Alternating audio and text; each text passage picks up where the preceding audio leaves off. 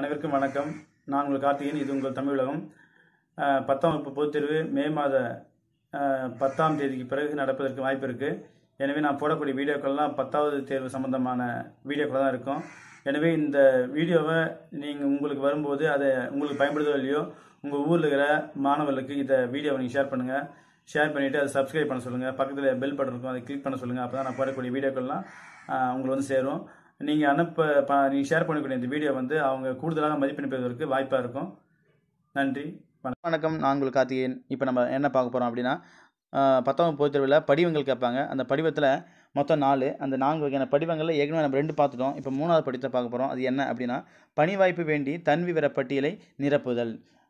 தன் விவரப்பட்டியல், தன்னை பற்றிய விவரங்களை நிரப்புதல். சரிங்களா? ஒரு கம்பெனிக்கு வேலைக்கு போகிறோன்னா அந்த கம்பெனியில் நம்மளை பற்றி என்ன படிச்சிருக்கீங்க, உங்களோட வயசு என்ன, உங்களுடைய டேட் ஆஃப் பர்த் என்ன அப்படின்னு கேட்பாங்க. அது நம்ம ஃபில்அப் பண்ணிட்டா நம்மளுக்கு இதுக்கு 3 மதிப்பெண் தராங்க. சரிங்களா? இதை பார்க்கலாம். முதல்ல பெயரில் பாருங்கள்.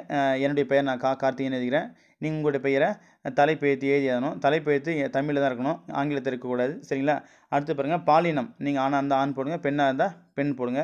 பிறந்த நாள் மற்றும் வயது, உங்கள் டேட் ஆஃப் பர்த்து அண்டு உங்களுடைய வயசு. சரிங்களா? உங்கள் டேட் ஆஃப் பர்த் எழுதிட்டு அண்டு போட்டு உங்களுடைய வயசு போடுங்க. என்னுடைய வயசு 35, உங்களுடைய வயசு 15 அல்லது 16 இருக்கும். அது நீங்கள் எதனா போதும். அடுத்தது தேசிய இனம்.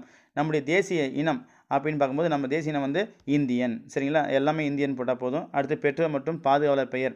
உங்களுடைய அப்பா பேர் நீங்கள் எதனா போதும். அப்பா பேர் வந்து கண்ணாமணி. என்னுடைய அப்பா பேர் கண்ணாமணி. உங்களுடைய அப்பா பேர் என்னவோ அது எழுதுங்க.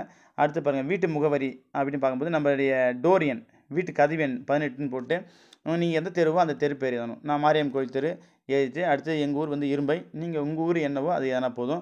அடுத்து தொலைபேசி அல்லது அலைபேசி எண் ஏதேனும் 10 இலக்க எண் நீங்கள் எதனா போதும். 10 இலக்க செல் நம்பர் எதனா போதும். சரிங்களா? அடுத்து பாருங்கள், 10ஆம் வகுப்பில் பெற்ற மதிப்பெண் கேட்குறாங்க.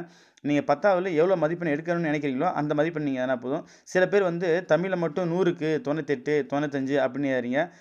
அதுபோல் எழுதக்கூடாது. 10ஆம் வகுப்புனா 5 பாடங்களின் கூடுதல் தான் நம்ம எழுதணும். எனவே 500க்கு 450, 480 இல்லை 500க்கு 500 அப்படி நீங்கள் எதனா நல்லது. அடுத்து பாருங்கள், தாய்மொழி. நம்ம தாய்மொழி வந்து தமிழ் தான், தமிழ் எழுதிட்டோம்.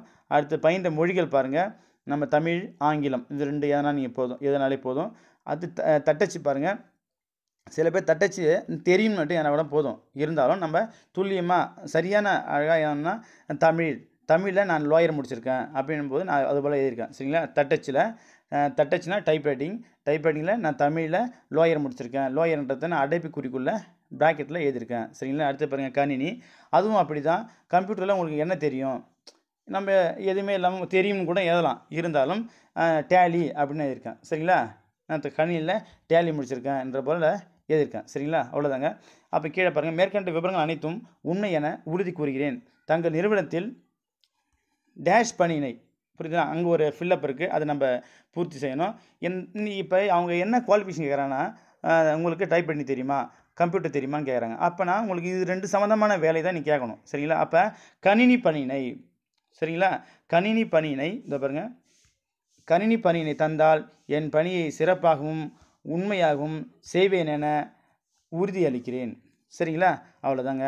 அடுத்து கீழே பாருங்கள், இப்படிக்கு உண்மையில் கார்த்திகேயன். அந்த இப்படிக்கு மேலே தான் நம்ம என்ன பண்ணணும், கையெழுத்து போடணும். கீழே போட்டாலும் தவறு இல்லை, இருந்தாலும் மேலே போட்டால் தான் நமக்கு அது சரியாக இருக்கும். சரிங்களா? அவ்வளோதாங்க. இது மட்டும் சும்மா ஒரு 10 தான் இருக்குது, 10, 12 தான் இருக்குது. இதை மட்டும் நீங்கள் நிரப்பினாலே உங்களுக்கு 3க்கு 3 மதிப்பெண் நம்மளுக்கு கிடைச்சிடும். இதில் தப்பு பண்ணுறதுக்கு வாய்ப்பே இல்லை.